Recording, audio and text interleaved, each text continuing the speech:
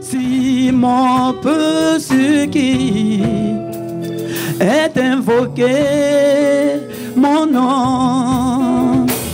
Je me prie et cherche ma face et se détourne de ses péchés. Je me prie et cherche ma face et se détourne de ses mauvaises voies. Si mon peuple, ce qui est invoqué mon nom. Si mon peuple, ce qui est invoqué mon nom. S'humilie et prie et cherche ma face et se détourne de ses péchés. S'humilie, prie et cherche ma face et se détourne de ses péchés. Oh, je le bénirai, je le bénirai, je le bénirai. Moi l'Éternel, je le bénirai, je le bénirai, je le bénirai. Moi Jésus-Christ, je le guérirai, je le guérirai. Oh, je le guérirai. Moi l'Éternel, je le bénirai, je le bénirai. Oh, je le bénirai, bénirai. Que la foi vient de ce qu'on entend et ce qu'on entend vient de ta parole. Seigneur, ce matin, nous sommes là dans le but d'écouter tes écrits. Père, aide-nous à comprendre ta parole. Aide-nous à la mémoriser et à la mettre en pratique. Comme nous ne luttons pas avec des hommes que nous voyons, ce matin, nous nous mettons sous la couverture du sang de l'agneau et nous parlons aux œuvres maléfiques, les démons de domination, les démons d'autorité, les démons de principauté et les esprits impurs qui agissent dans les lieux arides. Ce matin, nous les ordonnons de plier leurs bagages et de regagner les profondeurs de l'abîme au nom de Jésus-Christ. Dieu permet qu'en ce matin, que cette parole puisse faire tomber les écailles de nos yeux. La louange à toi, parce que Seigneur, tu es au contrôle. Au nom de Jésus-Christ. Amen. Nous pouvons acclamer le Seigneur. Ok. Que Dieu nous bénisse. Tu vas bénir ton frère. Tu vas saluer ton frère en prononçant des paroles de grâce sur la vie de ton frère, sur la vie de ta sœur. Je n'ai pas dit de saluer ton voisin. Il dit salue ton frère qui est dans la salle.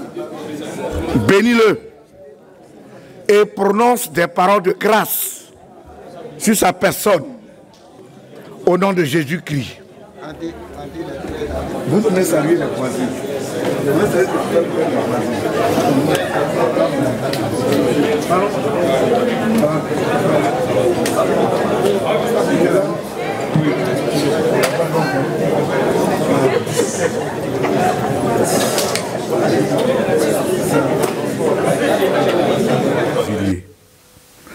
C'est de nous, ils apprennent, à étant la mère, comment adorer Dieu. C'est avec nous, ils doivent apprendre. L'église de Villiers n'a pas le droit d'apprendre avec l'église de Paris. ni avec l'Église d'Italie. Nous sommes la mère des églises. N'est-ce pas? Parallèlement, quant à nous, l'église de Villiers, notre référence est où? Au siège de la mission. Ça veut dire que nous sommes le siège en miniature. Même si notre assistance ne vaut pas celle du siège, mais on doit fonctionner comme le siège. On se suit? On doit fonctionner comme le siège. Tous les ministères, avant les cultes, intercèdent. Ça dit quoi? Les services d'ordre, ils doivent avoir 1 heure d'intercession. Les démonologues, 1 heure d'intercession. Les églises de maison, 1 heure d'intercession. Hier, au conseil, on a résolu que dimanche, à 9h00, on veut voir chaque ministère en train d'intercéder. On se suit? Si le service d'ordre veut monter sur le toit pour intercéder, qu'il le fasse. Mais on veut voir dans la cour, comme dans la salle, chaque ministère regroupé en train d'intercéder. Maintenant, celui qui ne veut pas, on le met où? On le met hors. Josué était décidé à aller combattre ses ennemis. Et il avait un peuple de 32 000 personnes. Et Dieu a dit à Josué, à Gédéon, veuillez m'excuser, à Gédéon, que si tu dois lutter tes ennemis avec les 32 000 personnes, tu vas t'enorgueillir. Tu ne verras pas ma gloire. Alors, ce peuple que tu as, ces militaires que tu as, demande-leur. Celui qui vient à peine de se marier, dis-lui de se retirer du groupe. Ceux qui viennent de bâtir leur maison, dis-leur de se retirer du groupe. Maintenant, ceux également qui ont peur, dis-leur de se retirer du groupe. Et quand ils ont fait le dénombrement, 20 000 ont été disqualifiés. Il dit encore avec les 12 000 te restent, c'est encore trop. L'orgueil va t'envahir. Tu ne verras pas ma puissance, tu ne verras pas ma capacité de frappe.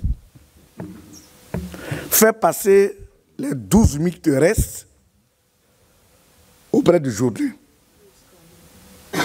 Amène-la à boire.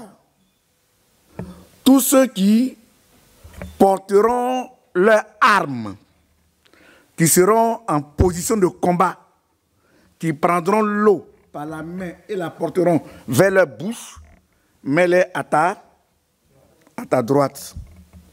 Mais ceux qui viendront, qui vont déposer l'arme à côté de l'eau, qui vont plonger leurs 2 mains dans l'eau, la tête dans l'eau, et qui vont commencer à laper l'eau comme les chiens, ceux-là, mets-les à ta gauche. 11 700 militaires ont été disqualifiés. Et il ne reste que 300 personnes. Que c'est avec ces 300 personnes que nous irons au front. Et avec les 300 personnes, Dieu a triomphé de ses ennemis. Est-ce que vous croyez que Dieu est au milieu de vous ici? Dieu est au milieu de nous? Bien-aimé, voilà pourquoi il faut éviter de t'enorgueillir. Il faut éviter ça. Notre désir que le monde voie la puissance de frappe de l'Éternel.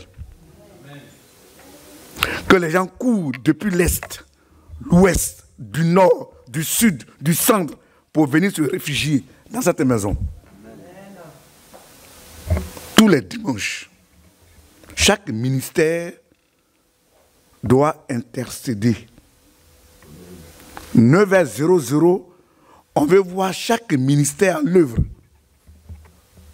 Si tu habites loin, arrange-toi à être à l'heure. D'ailleurs, le culte se prépare. Depuis 4h du matin, un leader d'église, depuis 4h, il est à l'œuvre. Et ce qui est malheureux, aujourd'hui, on veut faire comme Toubacou. Comment un chrétien qui est né de nouveau, qui est régénéré, qui est engagé dans le combat avec le Seigneur, dimanche matin à 6h, ils vont prendre d'abord petit déjeuner.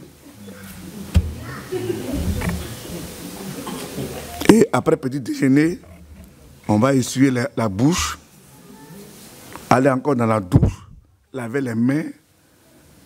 Maintenant, avant de prendre le véhicule pour être ici, il est 10h30. Ça, c'est des gens qui sont déjà disqualifiés dans le combat. Dieu ne compose pas avec des gens qui traînent pas. Dieu compose avec des gens qui ont leur esprit en éveil. Nous sommes des tireurs d'élite. Donc, si tu n'es pas prêt pour me suivre, bon, on te remettra au peuple, tu vas rester dans le peuple. Si tu es prêt pour aller au front avec l'Éternel, 9h, chaque ministère doit être en prière. On se suit? Ok.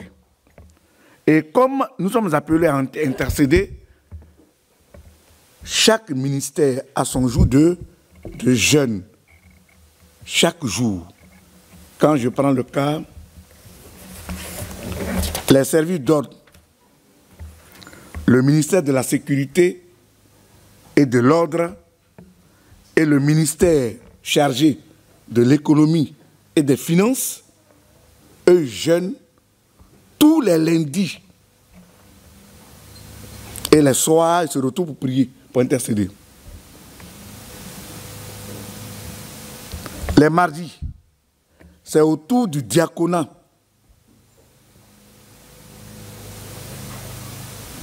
Du MC Doche. Tous les mardis, vous jeûnez et vous trouvez un lieu pour venir intercéder. Une heure pour venir intercéder. Si c'est à midi, vous venez intercéder. Si c'est le soir, vous venez intercéder. Les mercredis, les pasteurs, le MCFA et la direction des femmes, eux, ils intercèdent, ils jeûnent et ils intercèdent les mercredis. Les jeudis, les pasteurs et les responsables des femmes, eux, ils jeûnent les jeudis. Les vendredis, le MCID et le MSEG, c'est à leur tour de jeûner et de venir intercéder. Chaque ministère aura son groupe pour intercéder. Les samedis, c'est autour du MCELA, de l'église locale de la jeunesse et du ministère chargé de l'administration patrimoine. C'est à leur tour de jeûner les samedis. Et les dimanches, nous aurons les églises des maisons, les relations publiques et les masses médias. Voilà un peu le programme qui a été préétabli pour permettre à l'Église de travailler efficacement. Amen. Peut-être me dirais, mais moi je suis diabétique. Ou moi je suis tensionnaire. ou moi je suis malade, ce que tu confesses, c'est ce qui va t'atteindre. Ce que tu crains, c'est ce qui va t'arriver. Certaines maladies que nous avons contractées sont dues à notre alimentation. Les déchets dans le corps, c'est eux parfois qui ont engendré certaines maladies. Et il y a certains jeunes qui peuvent t'amener à la guérison sans médicaments des blancs. Donc, bien-aimés, par les compassions du Seigneur, mettons tout en œuvre pour intercéder. Maintenant, quant aux conseillers, nous venons tous les matins à 9 h pour intercéder avant le culte. Les premiers leaders au niveau de l'église locale, au niveau de la station, au niveau de l'Europe, vous qui êtes membre de l'église de Villiers, tous les dimanches matins, déjà à 9 h, on est en prière. Mais on ne quitte pas à la maison à 9 h. On rentre en prière à 9 h. Parce que entre Dieu et nous, c'est nous qui avons des problèmes. N'est-ce pas? Ok.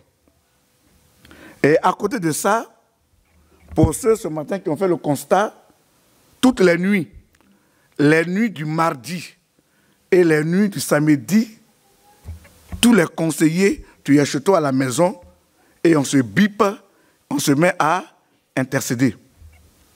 Il y a plein de conseillers qui disent qu'ils ne sont pas informés. Moi, je n'irai pas chez toi pour t'informer. Quand il y a une rencontre qui est convoquée, tu es tenu d'être là pour prendre les informations. Tous les conseillers, les mardis nuits, de 23 h à 1 h du matin, tu es chez toi à la maison, tu dois entrer en prière. Les samedis, de 23 h à 1 h du matin, tu dois entrer en prière. C'est une chaîne. Et avec cette chaîne, Satan ne pourra rien contre ta personne. Est-ce qu'on se suit? Amen. Soyez bénis au nom de Jésus-Christ.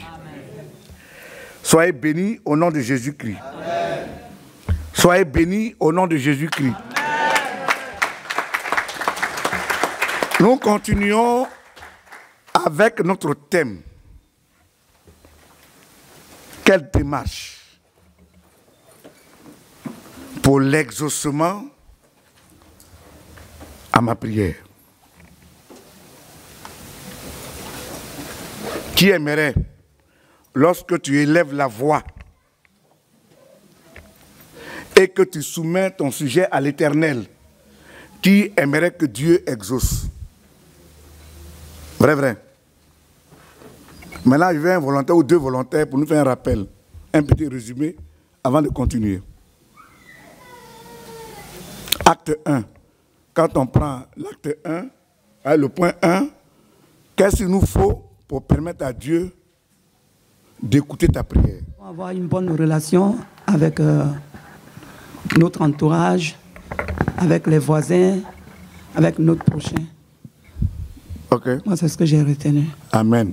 Le Seigneur puisse exaucer notre prière. On doit être avoir de bonnes relations avec les autres et aussi être en bonne relation avec Dieu. Avec Dieu. Oui. Non, avant de t'adresser à Dieu, oui, qui est en haut, qui te regarde, oui, avant que tu ne te mettes à genoux, oui, pour dire à Dieu, viens à mon secours, oui, il faut d'abord te rassurer que ton frère, ta soeur, qui est autour de toi, oui, il n'y a pas de conflit entre toi et ton frère. Oui. Voilà. On peut aller? Oui, oui, oui. D'accord. Que le Seigneur te bénisse. Amen. Un dernier doigt. Ce que j'ai retenu, c'est que on nous a montré un tableau et pour aller vers Dieu, il faut d'abord te réconcilier avec ton prochain, aimer ton prochain avant de te mettre à genoux, avant d'aller vers Dieu, parce que tu adresses une prière à Dieu. Ok.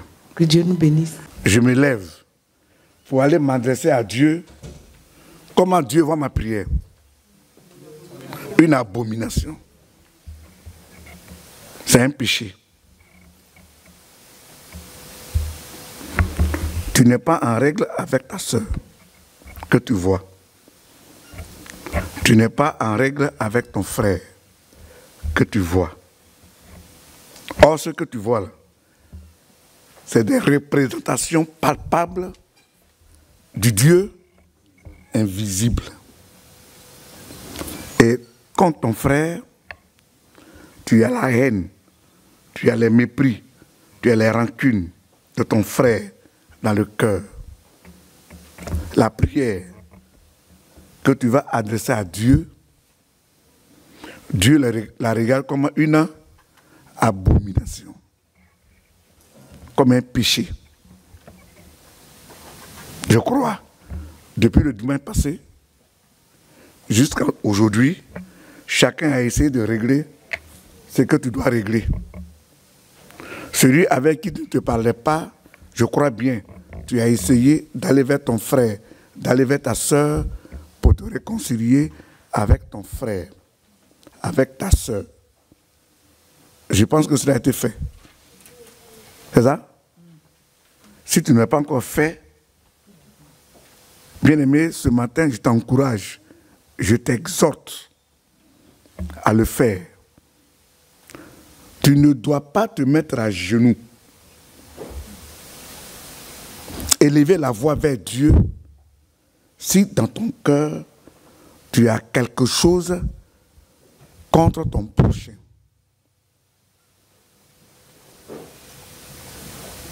Ça peut aller? Ce matin, il sera encore question d'orienter les anciens chrétiens que nous sommes et les nouveaux qui viennent à peine d'arriver dans la maison de leur Dieu. On veut les amener à ôter de notre vie l'interdit. Vous vous souvenez, il y a un petit pays qui s'est levé pour se dresser contre ce grand peuple. Aïe, un petit pays qui s'est dressé sur le passage du peuple de l'Éternel, avec qui Dieu a réussi à couper la mer Rouge en deux. Ils ont triomphé de l'armée de Pharaon avec l'eau. Et tous ceux, ils ont croisé sur leur chemin avec le concours de l'Éternel, ils ont vaincu ces peuples. Et puis ils arrivent à la hauteur de Haï. Ils disent, oh, ça c'est un petit peuple. On n'a pas besoin de prendre toute l'armée pour aller les combattre. On n'a qu'à faire une petite sélection de quelques éléments des tireurs et on va aller en une journée, on les a balayés. Vous vous rendez compte? Devant ce petit peuple, la grande armée d'Israël a été vaincue. Et après, Josué s'est mis à pleurer, à demander à l'Éternel pourquoi cette honte, pourquoi une telle défaite. Il s'est mis à gêner, il s'est mis à prier. Dieu lui a dit, Josué, lève-toi. Tant qu'il y aura de l'interdit dans ce peuple, tu ne pourras pas résister devant tes ennemis. Après ton peuple, il y a le péché dans ton peuple. Et puis ils ont passé au scanner le peuple. Tribu par tribu, tribu par tribu. Et après, c'est la tribu de comment ça s'appelle? Le voleur, comment ça s'appelle? Non, pas Judas. Akan. Et sa tribu a été désignée. On dit, bon, on va passer par famille. Sa famille a encore été désignée. On dit, maintenant, on va passer par maison. Et sa maison a été désignée. Et on dit, maintenant, on va aller par individu. Et Akan est pris. Ah, mon ami, mon fils, qu'as-tu fait? Il dit, c'est-à-dire que, où un tel au front, j'ai vu des lingots d'or, des manteaux, que j'ai pris, que j'ai dissimulé dans ma maison. On dit, bon, pour des pièces à conviction, ils ont désigné des gens, allez-y voir.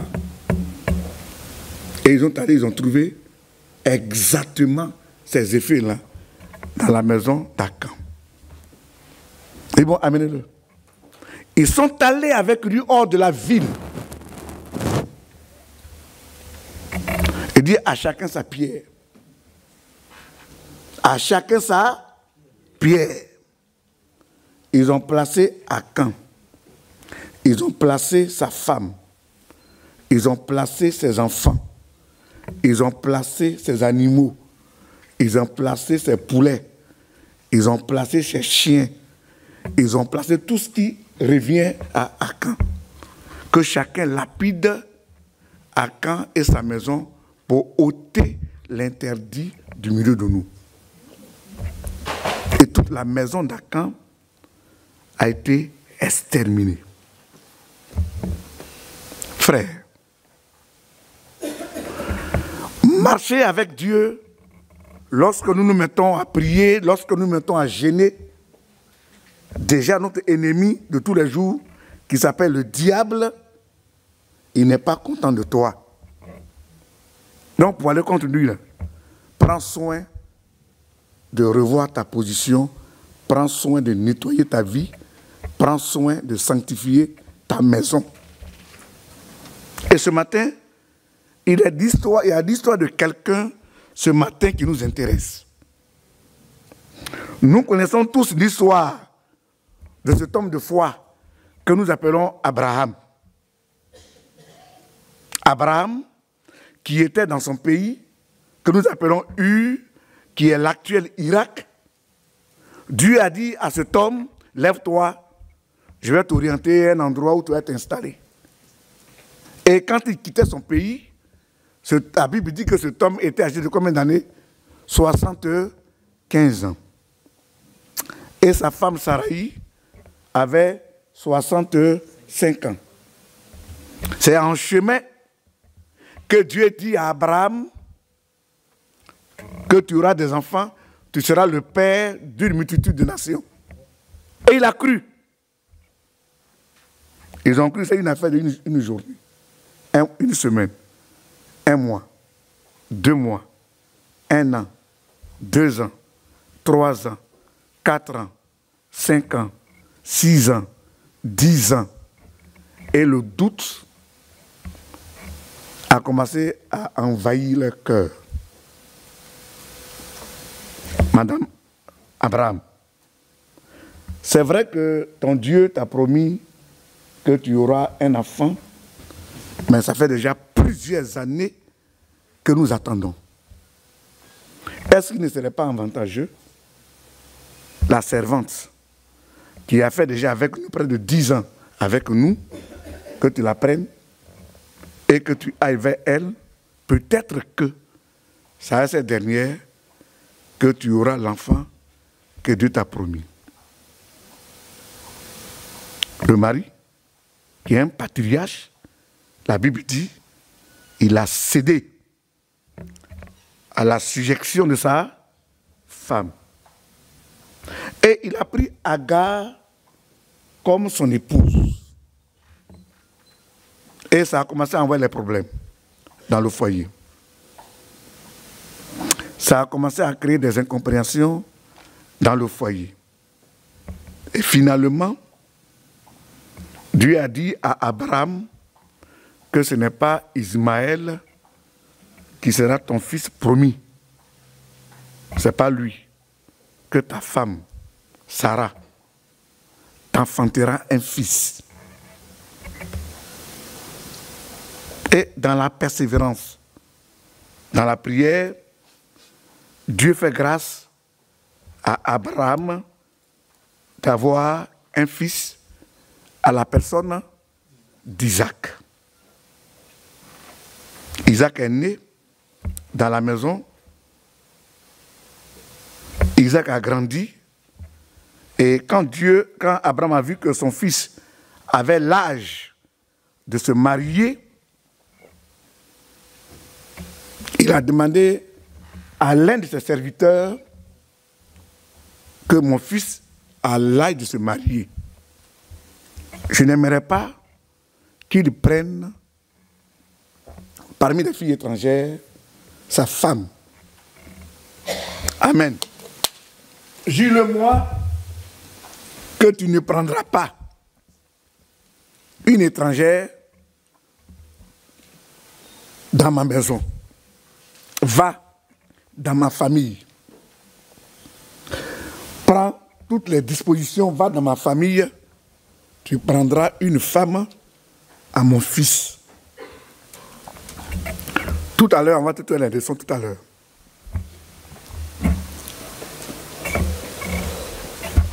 Amen. Et le serviteur, il est parti. Effectivement, il a trouvé une femme à la personne d'Isaac. Isaac est venu. Il est allé ensemble avec son épouse. Dieu leur fait la grâce d'avoir un jumeau.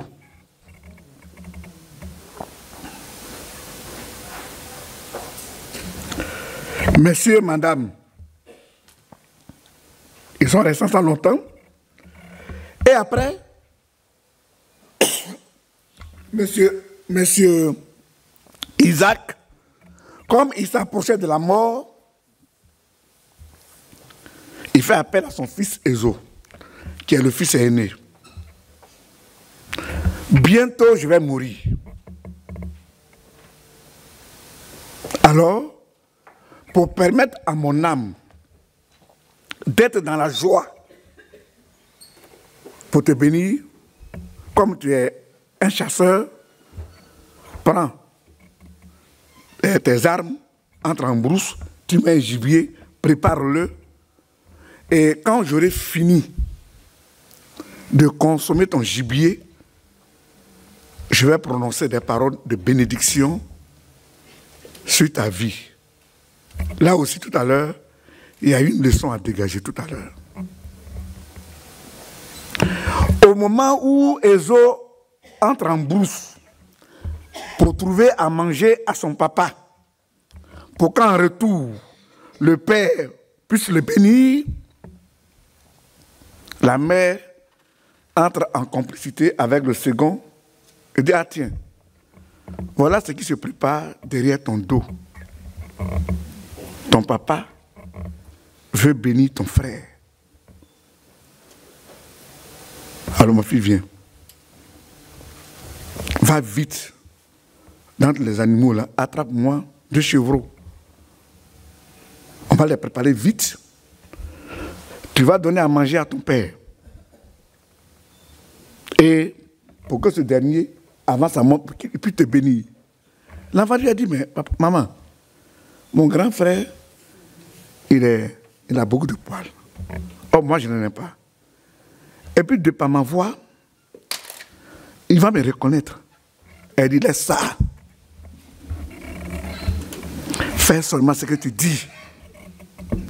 Et puis, les deux ont joué une complicité là.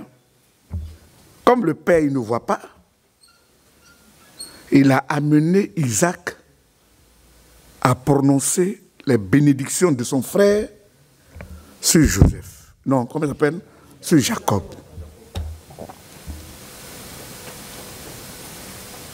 Mais là, quand le frère rentre, il se met dans une colère noire. Ah, il va donner à manger à son papa.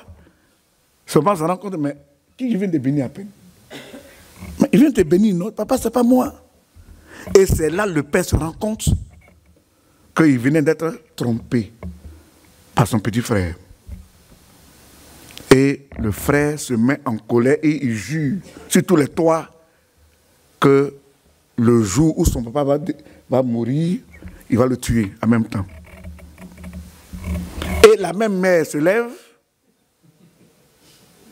elle va dire à Isaac que ne permet pas à ton fils Jacob de se marier à une étrangère. Alors comme il a l'âge de se marier, on va le dépêcher pour aller en famille pour se prendre une femme là-bas. Oh, c'était un alibi. C'était pour cacher la complicité de son frère qui cherchait à l'éliminer. Et le père aussi dit, bon, si c'est ça, va vite.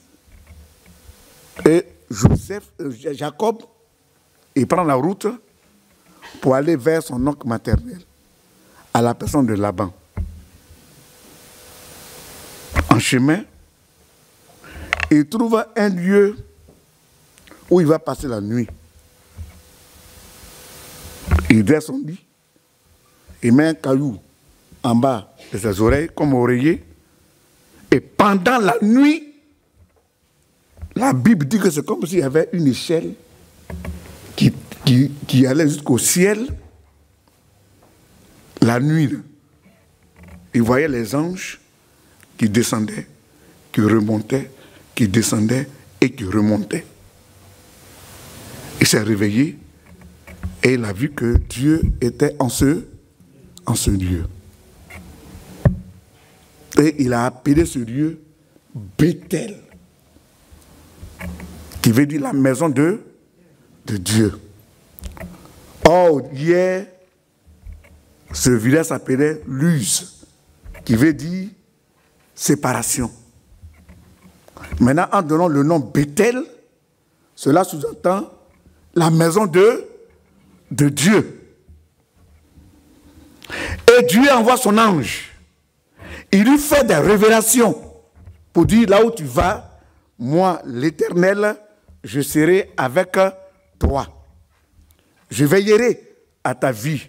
Je veillerai à ta sécurité. Rien ne t'arrivera là où tu vas. Ton aller et ton retour sera sous ma protection. Notre frère, le fuyard, lui aussi, il fait une promesse à Dieu. Et il dit, si toi, Dieu, là où je vais, si tu me gardes, si tu me préserves, si tu me nourris, si tu veilles à ma santé, et que je fais mon voyage en aller et retour, si je reviens en ce lieu-là, je bâtirai là ta maison. Je viendrai là pour payer mes dîmes. Contrat scellé. Notre frère va sur son oncle maternel à la personne de Laban. Les 7 premières années, d'abord quand il a commencé le travail, son oncle lui dit, ce n'est pas parce que tu es mon parent que tu vas me servir cadeau. Donne-moi un salaire. Dis-moi combien tu dois te payer. Et dis, entre toi et moi, il n'y a pas de salaire. Seulement, comme j'aime ta fille, je vais te servir pendant cette année pour prendre pour épouse ta deuxième fille. Et le père a dit, non, il n'y a pas de problème. Les 7 années sont passées comme si c'était une affaire de 7 jours. Et après, ils organisent une cérémonie et pour qu'on lui envoie sa femme. Maintenant, dans la nuit, celle pour laquelle il a eu à servir le père, ce n'est pas elle qui est venue, mais c'est la première. Et le matin, il découvre que le père l'a trompé. Et il s'est mis dans une colère noire pour dire, pourquoi m'as-tu fait ça? Et non, ici en Israël, la grande peut être assise là, et puis la petite va se marier avant sa grande sœur. Si tu tiens forcément à la petite, tu peux encore me servir 7 autres années. Donc, il a fait les 14 ans pour avoir les 2 femmes. Et ils ont commencé à faire des enfants. Et un jour, il va vers le père pour dire, papa, je te remercie pour tout ce que tu as fait pour moi. Ayant pris de l'âge, est-ce que tu me permets de retourner maintenant en famille? Parce que j'ai maintenant 2 femmes, j'ai des enfants. Est-ce que, il faut que j'aille aussi, peut-être pour moi-même. Et le père lui dit, il a joué un tour. Et bon, je vais encore te servir cette autre année pour avoir mon salaire. Ça, c'est l'introduction de notre prochain thème.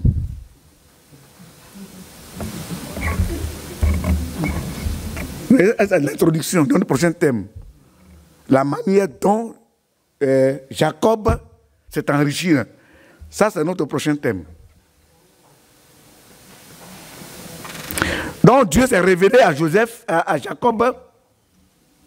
Et finalement, l'enfant a eu beaucoup de présents. Bon gré, mal gré, le beau-père l'a libéré. À la hauteur de leur pays, à la hauteur de leur village, Jacob envoie les messagers à son frère pour dire j'arrive. Mais il a fractionné, il a fait des petits groupes, chaque serviteur avec des moutons. Premier groupe, il dit c'est pour Ésaü. Deuxième groupe, c'est pour Ésaü. Troisième groupe, c'est pour Ésaü. Et la colère de son frère est tombée. Et Jacob est entré en famille. Il a commencé à vivre avec son frère. Et après, les parents sont décédés. Il est resté avec son frère. 30 années plus tard, 30 années plus tard, Dieu va s'adresser à Jacob. Prenons Genèse 35. 35, verset 1 au verset 5. Qu'est-ce que Dieu nous révèle dans ce texte? Genèse, chapitre 35. Vous y êtes? Vous avez trouvé? Ok.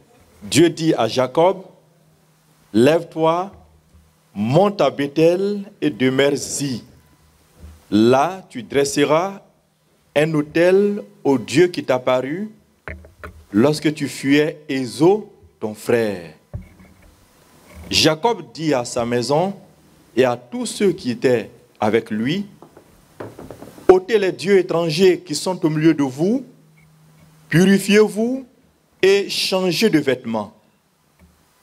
Nous nous lèverons et nous monterons à Bethel. Là, je dresserai un autel au Dieu qui m'a exaucé dans le jour de ma détresse et qui a été avec moi pendant le voyage que j'ai fait. Il donnait à Jacob tous les dieux étrangers qui étaient entre leurs mains et les anneaux qui étaient à leurs oreilles. Jacob les enfuit sous le térébinthe qui est près de Sichem. Ensuite, il partit. La terreur de Dieu se répandit sur les villes qui les entouraient et l'on ne poursuivit point les fils de Jacob. Et l'on ne poursuivit point les fils de Jacob. Bien-aimé, c'est 30 années plus tard, notre frère qui a fait la promesse à l'Éternel que je vais à l'étranger. Dieu, si tu me gardes, si tu me nourris, tu veilles à ma santé, tu veilles à ma sécurité. Si je fais ce voyage tranquillement, en aller et retour, à mon retour, je reviendrai bâtir en ce lieu où tu viens de te révéler à moi, un lieu où je viendrai payer ma dîme. Notre frère est rentré en famille.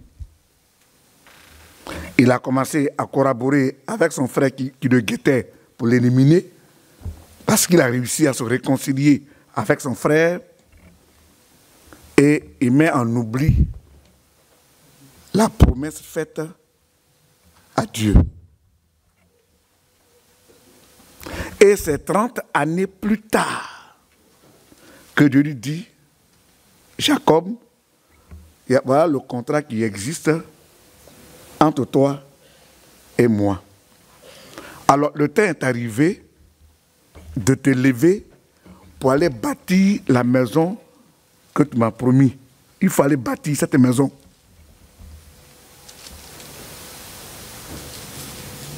Amen. C'est aussi notre cas.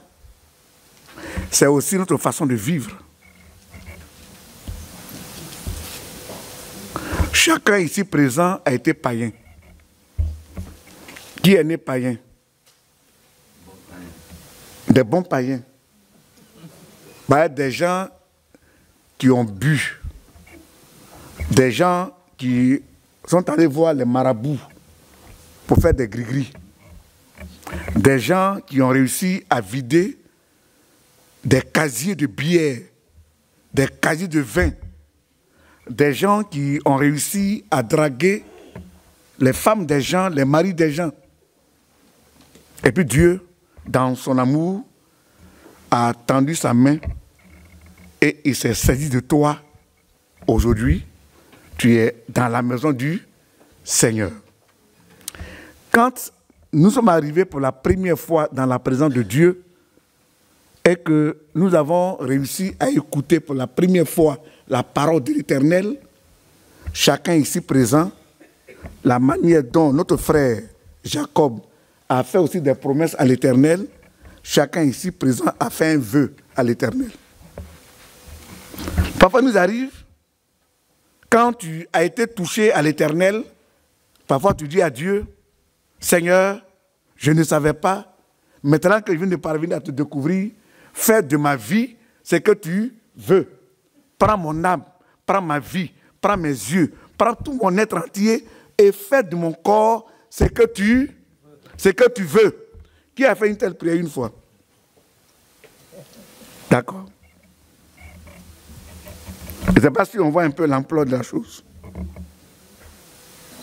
voyez, quand tu es entré pour la première fois dans la maison de Dieu et que pour la première fois tu as écouté la parole de l'Éternel, chacun d'entre nous a prêté serment. Chacun d'entre nous a fait un vœu à Dieu. Seigneur, je me donne à toi tout entier. C'est pas ça? Seigneur, je me donne à toi tout entier. Fais de mon être ce que tu veux. C'est aussi été le cas de notre frère Jacob.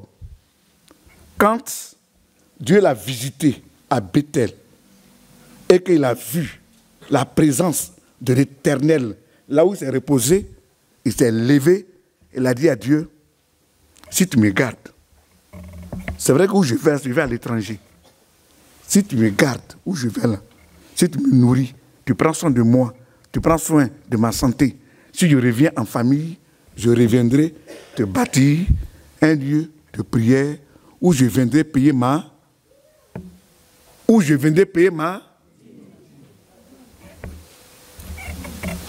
Et puis il est venu. Il s'est réconcilié à son frère. Les deux ont commencé à faire des grands programmes, des grands projets. Et notre bien-aimé a mis en oubli la promesse faite à Dieu. Et c'est 30 ans après que Dieu le coince pour dire, mon ami, de toi à moi, là, il y a un deal. De toi à moi, il y a un contrat. Alors, le temps est arrivé d'aller obéir à la promesse faite. Frère, Jacob, qui est conscient de l'ampleur de son engagement, il ne s'est pas levé comme ça pour aller bâtir la maison. Première action qu'il a posée, la Bible dit au verset 1 que Dieu dit à Jacob, lève-toi, monte à Bethel et demeure-y. Là, tu dresseras un autel au Dieu qui t'a paru lorsque tu fuyais Ésaü, ton frère. Verset 2. Jacob dit à sa maison. Jacob dit à sa maison et à tous ceux qui étaient avec lui, ôtez les dieux étrangers qui sont au milieu de vous. Purifiez-vous et changez de vêtements. Frères, Parfois, on est tellement zélé. Ils sont des grands leaders. Mais l'élément, on peut déjà comprendre là, Jacob ne s'est pas levé comme ça pour aller bâtir la maison de l'Éternel. La Bible dit, il s'est d'abord lui-même sanctifié. Et après, il a sanctifié sa femme. Il a sanctifié ses enfants. Il a sanctifié ses serviteurs. Tous ceux qui habitaient dans sa maison, Jacob a demandé à tous ses serviteurs de se sanctifier. C'est après avoir sanctifié sa maison, après avoir mis en état sa maison, que Jacob s'est permis de se lever pour aller à Bethel construire la maison de l'Éternel. Frère, c'est vrai que tu es zélé pour faire l'œuvre du Seigneur. C'est vrai que tu es déterminé à œuvrer avec Dieu et que ton désir, que Dieu t'utilise puissamment, que tu sois un canal sérieux, un canal puissant, ça c'est bien beau. Mais c'est dans quel état que tu viens au service du Seigneur? En venant servir le Seigneur, est-ce que dans ta maison, il n'y a pas d'interdit dans ta maison? Tant que tu auras bien aimé de l'interdit dans ta maison, tu t'amuses. Satan, que tu combats là, frère, il maîtrise la Bible plus que toi. Il connaît la Bible plus que toi. Il est plus ancien que toi. Mais son seul défaut est qu'il ne se soumet pas à la parole de Dieu. Nous sommes venus pour servir Dieu. Nous sommes venus pour adorer Dieu. Nous sommes venus pour être des canaux puissants dont le Seigneur se sert pour faire son œuvre. Mais est-ce que dans nos maisons, il n'y a pas d'interdit? Dans ta maison, est-ce qu'il n'y a pas d'interdit là-bas? Et parfois, il y a des choses que nous pratiquons. Un truc banal, hein. Souvent, je demande à ce Mimi, ah Mimi, vraiment, j'aime beaucoup le riz gras. Est-ce que ce week-end, tu me fais un peu de riz gras? Il dit, il n'y a pas de problème. Qu'est-ce que tu aimes de plus? Est-ce que tu aimes le poulet? Ou bien tu aimes quoi encore? Viens de bœuf, c'est ça, non? Ou bien le poisson? Il dit, non, moi j'aime le poisson. Et la soeur s'évertue. Elle t'envoie le riz gras. Depuis 2016, tu as fini de consommer ton riz gras.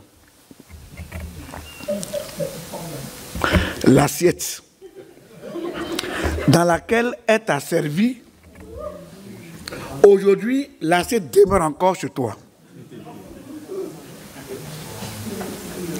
Elle t'a donné le riz pour couper ta faim. Mais elle ne t'a pas donné l'assiette en don. Tant que tu auras l'assiette dans ta maison, cette assiette va représenter de l'interdit dans ta maison. Il y a des objets qu'on a prêtés. Et aujourd'hui, ces objets sont devenus nos propriétés. C'est un péché. Frère, fouille un peu ta vie. Fouille un peu ta vie. Analyse un peu tout ce que tu as dans ta vie. Est-ce qu'il n'y a pas de l'interdit dans ta vie?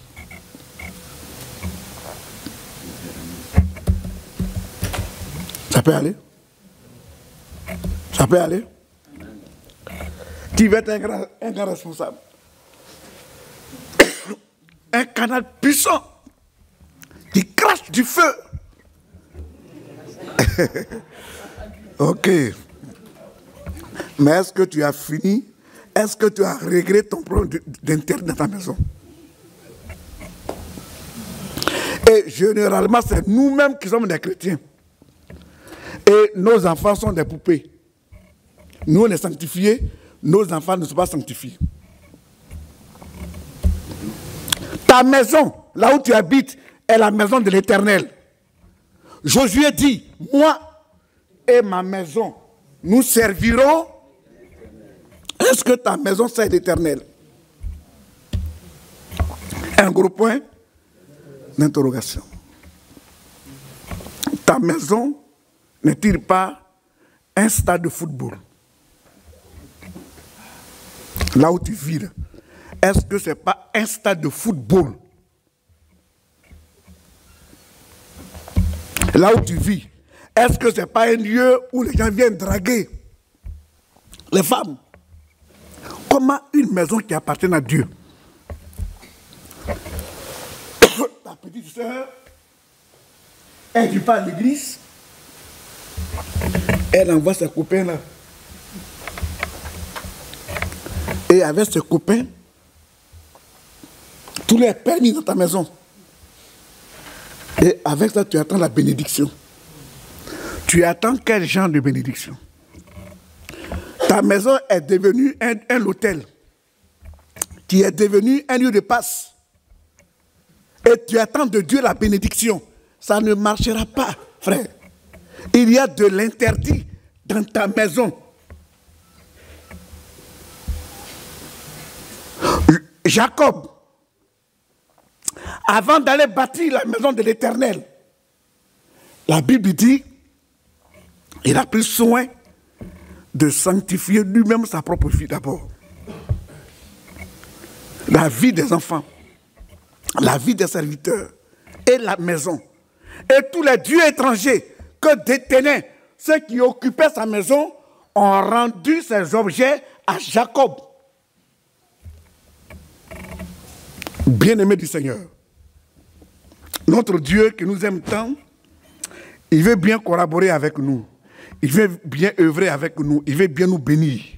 Mais il y a certaines actions que nous posons, parfois qui bloquent Dieu de nous bénir. Il y a lieu de revoir ta position. Il y a lieu de revoir ta manière d'adorer le Seigneur.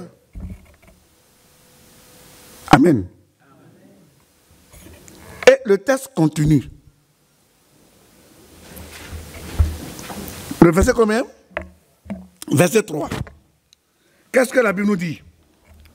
Nous nous lèverons et nous monterons à Bethel. Là, je dresserai un autel à Dieu, au Dieu qui m'a exaucé dans le jour de ma détresse et qui a été avec moi pendant le voyage que j'ai fait. Au verset 4, fais la lecture. Fais la lecture. Le verset 4. Verset 4. Il donnait à Jacob tous les dieux étrangers qui étaient entre leurs mains et les anneaux qui étaient à leurs oreilles. Jacob les enfouit sous le térébinthe qui est près de Sichem. Amen. Ils ont pris quoi? Tous les dieux étrangers qui détenaient, ils ont tout donné à Jacob. Et il a fait quoi de ça? Il a creusé un gros trou et il a enterré tous ces objets. Chrétiens de œuvre et mission.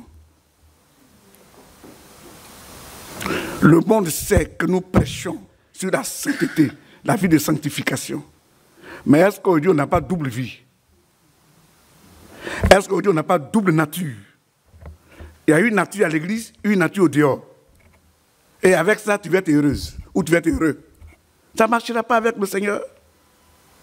Quand Jacob a pris d'entre les mains du peuple tous les objets qu'il détenait, la Bible dit il a creusé un gros trou et il a enterré tout ça. Oh, nous, les objets, on dit que œuvre et mission se voile. On n'aime pas boucle d'oreille, on n'aime pas vernis à ongles, on n'aime pas les faux cheveux. C'est bien beau. Quand on se regarde, on sait que vous êtes bien habillé. Mais est-ce qu'il n'y a pas un autre habillement au dehors? Frère,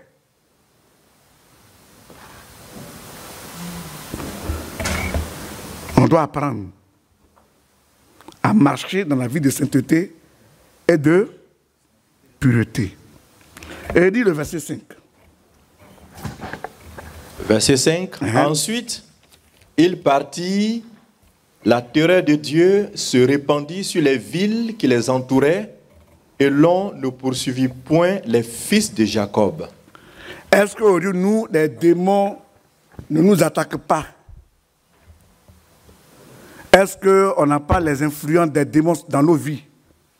Est-ce qu'aujourd'hui, on n'a pas les influences des démons dans nos familles? Est-ce que les démons ne visitent pas nos maisons? Ça dépend de comment nous adorons le Seigneur. Quand Jacob a réussi à sanctifier sa maison, quand Jacob a mis hors tous les objets, la Bible dit, quand lui et ses enfants ont pris la route pour aller vers Bethel, ils ne sont même pas arrivés à Bethel déjà. La Bible dit, la terreur s'est emparée de ses ennemis. Aucun n'a osé l'attaquer. Alors que nous, dans nos sommets, c'est les cafards qui nous poursuivent. C'est l'esprit de mort qui nous poursuit. C'est l'esprit de sorcellerie qui nous poursuit. Moi, je dis, cette église peut être remplie de sorciers. C'est normal, pas l'église est l'hôpital de Dieu, où on doit soigner les sorciers. C'est normal qu'il y ait des sorciers. Mais est-ce que le chrétien doit avoir peur des sorciers? Non. Entre les sorciers, toi qui es fort. C'est toi qui es fort. Quel est le secret pour neutraliser les sorciers? Quel est le secret pour neutraliser les démons? Quel est le secret pour neutraliser toutes les puissances occultes? Frère, tu te sanctifies simplement. C'est tout. Mets la parole de Dieu en pratique. Jacob s'est sanctifié. Jacob a pris soin de laver sa maison, a pris soin de nettoyer sa maison, a pris soin de mettre en état sa maison. Et la Bible dit, quand il a pris le chemin pour aller vers Bethel, toutes les villes environnantes, la terreur de Dieu s'est emparée d'elle. Bien-aimé du Seigneur, dans ta maison, il peut y avoir des sorciers. Dans ta maison, il peut y avoir des démons. Mais ta seule présence dans ta maison, tous les démons vont commencer à prendre congé de ta maison. Aucun démon ne peut attaquer un véritable enfant de Dieu. La solution du problème de la sorcellerie, c'est la vie de sainteté. Si tu mènes une vie de sainteté, les démons vont te fuir. Ne veux pas s'approcher de toi. Moi, j'ai vécu une scène avant de venir ici. J'ai une nièce qui pratique la haute sorcellerie. Ça m'a envoyé partout. Qui s'est une céresse pour la délivrer, impossible. Et un jour, elle me l'a envoyé. Et il n'y a pas de problème à venir. Elle est venue. Je l'ai observée pendant un mois. Je n'ai rien fait avec elle. Et le deuxième mois, j'ai commencé à faire les programmes.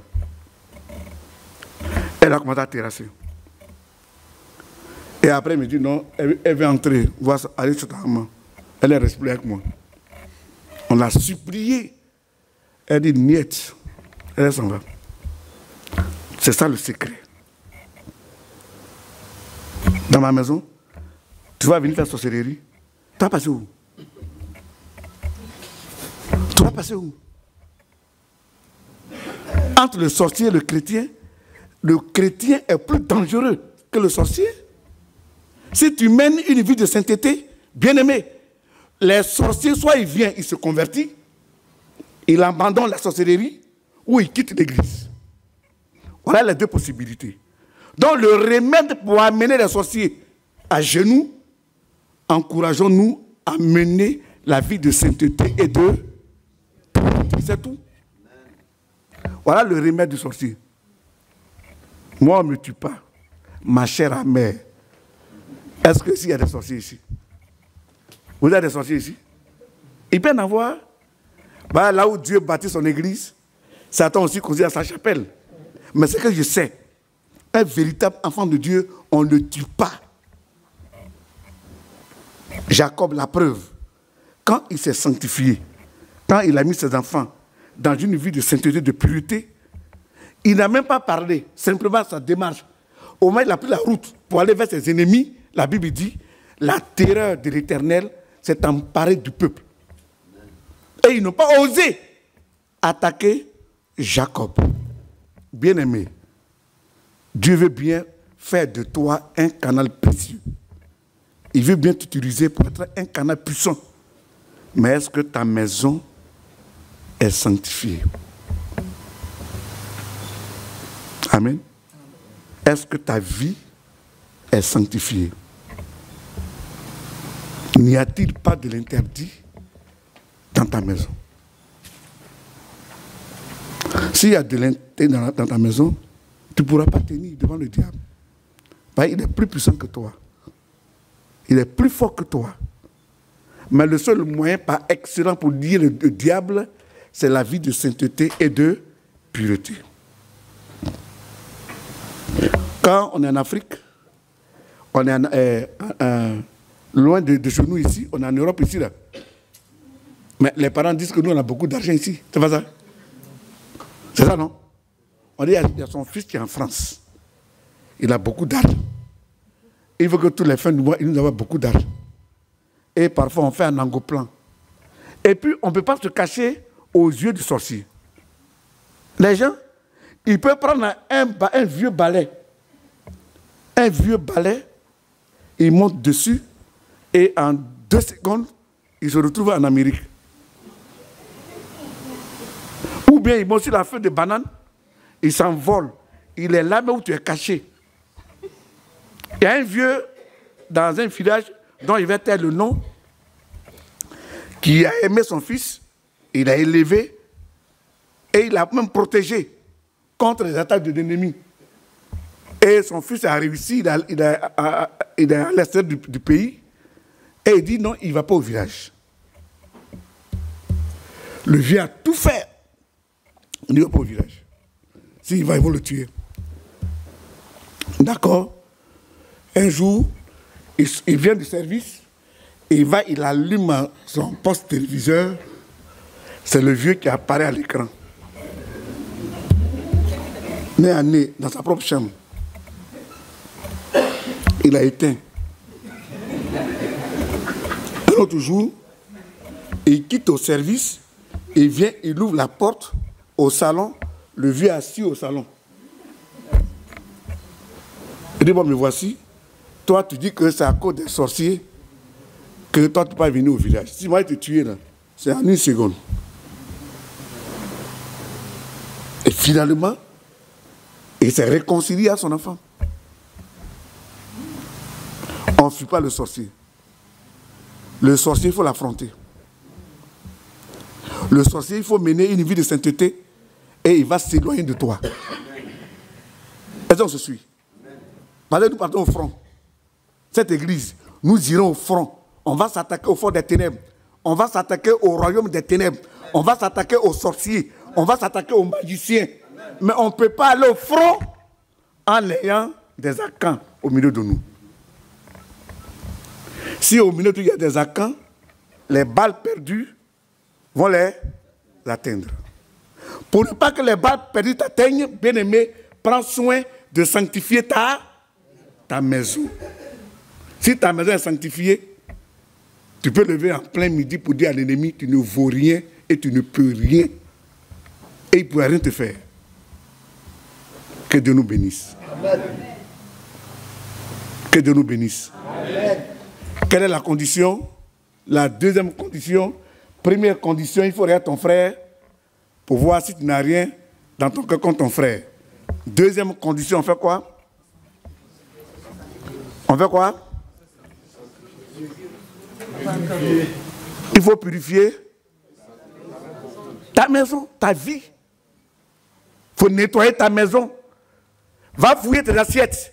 Va fouiller tes fourchettes. Va fouiller tes cuillères. Est-ce qu'il n'y a pas un objet qui est dans ta maison qui ne t'appartient pas?